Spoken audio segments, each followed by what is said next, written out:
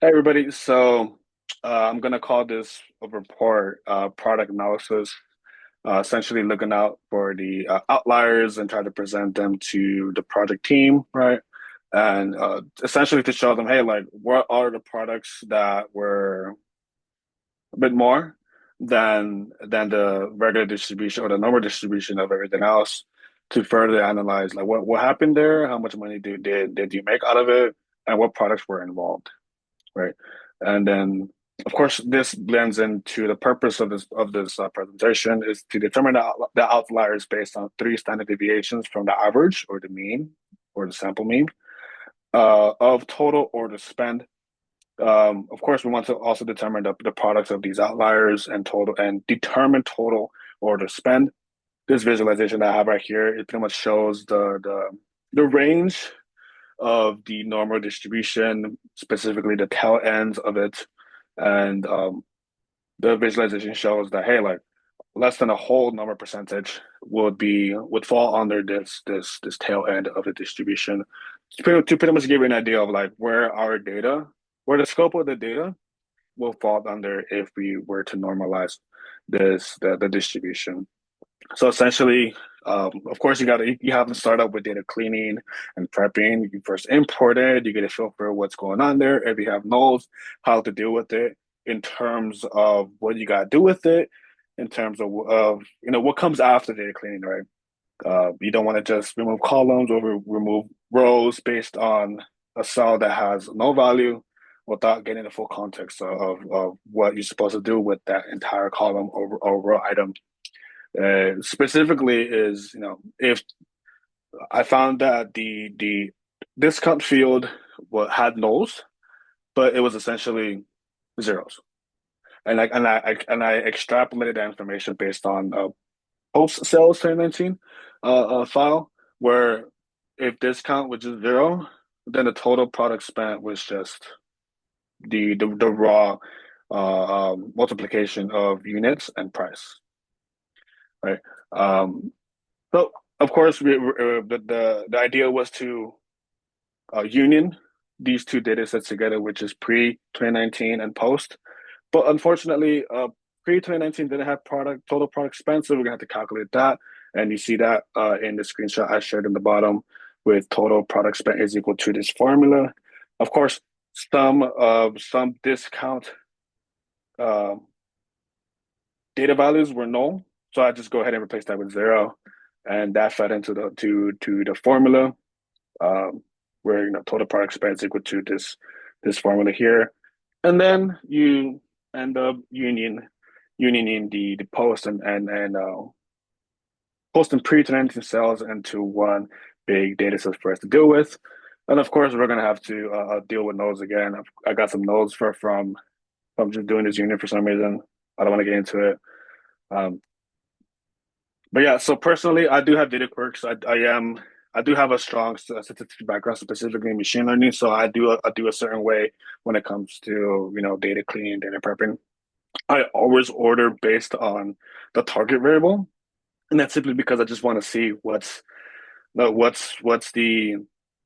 correlation, what comes out of it if you go in a sorted way, right? And I don't know, it's something that I do to get a better feel for the data. And of course, like when you have to test something out based on a specific observation within your data set, and keeping the sorting consistent with will have you easily test out that specific observation that you took from the data set for easy cross reference for easy analysis. So I do it because I want to know what I'm dealing with. What are the other tables? I know this is more on SQL, but because post and pre are within the same. They have the same data, they have the same columns, just different time periods. Of course, they're related. And descriptive statistics in Alteryx, it will be the browse tool. You're trying to get a hint of the data types within it, the how many nodes that the raw data come with, number of observation, etc. Pretty much to get an idea of what the data is telling you. And the third step here was just to extrapolate or interpolate, I should say, uh, an average and standard deviation from from the summation tool. For the filter tool, on the bottom of the workflow, I'm arguing that, hey, like if total order spent is greater than, the three times deviation above the average, then let me get that for the next part of the workflow. And I go ahead and add everything together. The filter was applied to both pre-sales and post-sales. And here what I'm doing is just putting everything together with the joins tool. And that's pretty much it. Of course, I have a couple of more slides to share here now. I'll get to it. But that's pretty much it when it comes to data prepping and cleaning. And then now we're ready for the analysis, right? What do we want to do with all of this data? And first thing we have to do is answer the prompt, which is pretty much replicate the desired output that was provided to us. And the select tool is the first sheet. While if we just read the other two summation tools represents the second sheet or the second tab from the file provided to us. And the third sheet is represents the third tab or third sheet of the file that was given to us.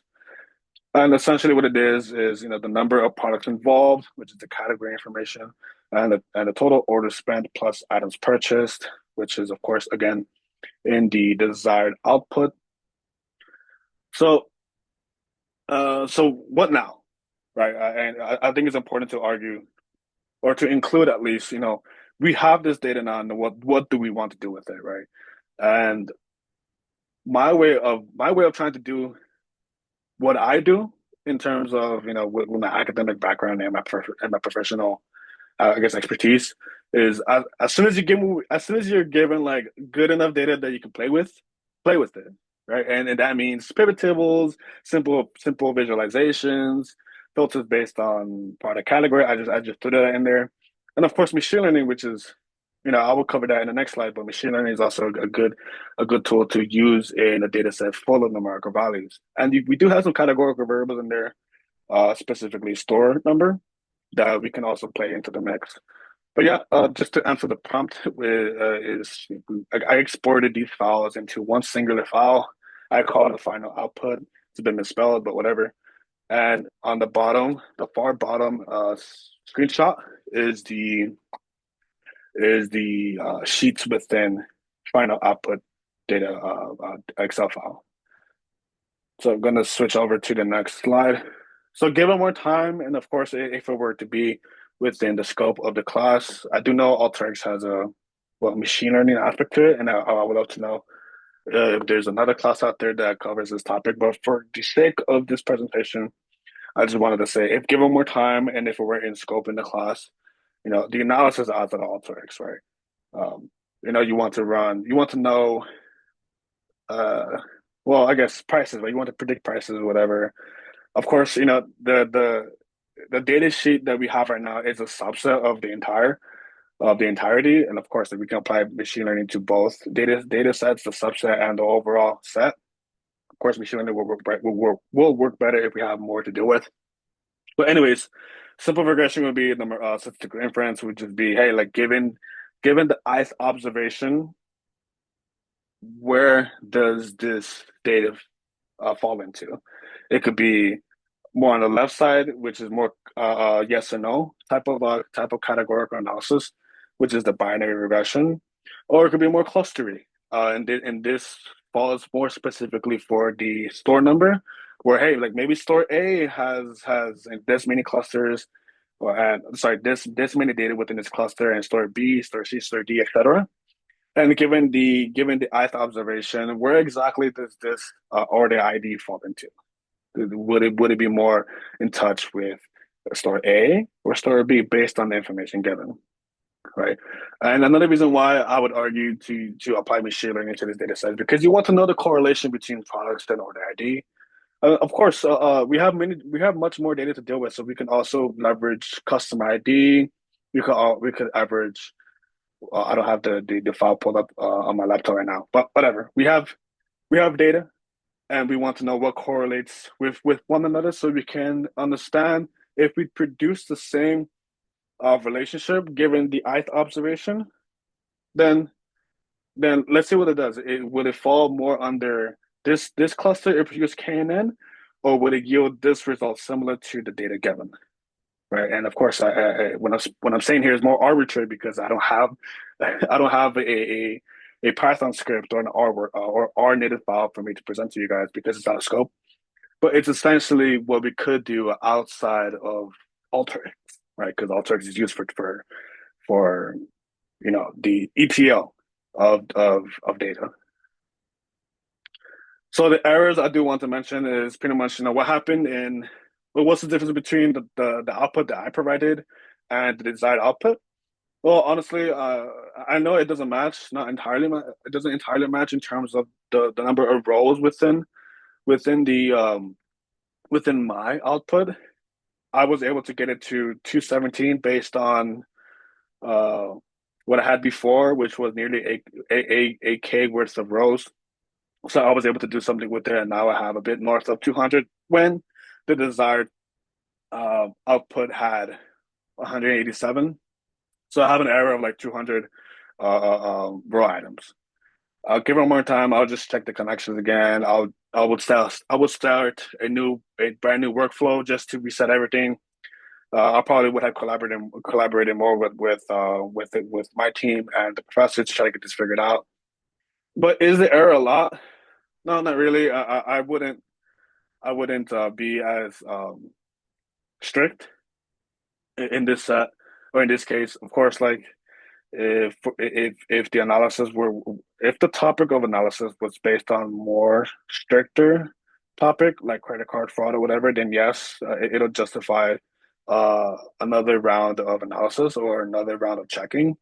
But because the scope of this project is simply for just to get our hands dirty and to understand the workflow, our reasoning, and what we do as consultants or as data people when given data, right? We're trying to get our hands dirty right now.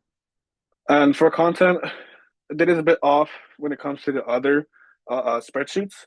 The columns and the formatting is still the same. It's just that the numbers inside is a bit off because as we know, the second two spreadsheets are based off of the main one that the entire workflow is based off of. But yeah, that essentially concludes my presentation. I do know I speak a bit fast because that's just because I have a lot to say. Um, and I give credits to my stats background and coding background, and that essentially is what kind of spearheaded this project to be a little bit simpler compared to other projects that aren't math or stats related. But anyways, I hope you enjoyed the presentation. I hope I was thorough. I do not have some errors within my workflow, but at the end of the day, I think the purpose of this presentation overall is to get us to or the work, right? The work overall is to get us to demonstrate our how we reason using the Alteryx workflow, and pretty much for the professor to see how we think about certain things. But anyways, fellas, that is it. I'll see you guys later.